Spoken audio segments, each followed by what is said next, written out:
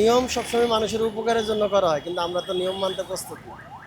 Signal পড়বে, যাত্রী পার হবে, এটাই স্বাভাবিক, নিরাপদে। কিন্তু এখন সিগন্যাল না পড়লে যাত্রী পার হওয়া তো অবশ্যই দুষ্কর, এটা মুশকিল। তো সিগন্যাল এইরকম যদি থাকে আমাদের জন্য ভালো। যে সিঙ্গেল মানবে সে মামলা খাবে না, আর যে সিঙ্গেল মানবে না সে মামলা খাবে।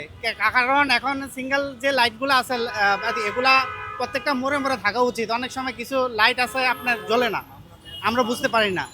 এটার জন্য সরকার যদি একটু আপডেট করে তাহলে ভালো হয় আর কি। আসলে আগের তুলনায় এখন যে ডিসিপ্লিন, রাস্তাঘাটের যে ডিসিপ্লিন, এটা মনে হচ্ছে আমাদের জন্য মনে হয় ভালো।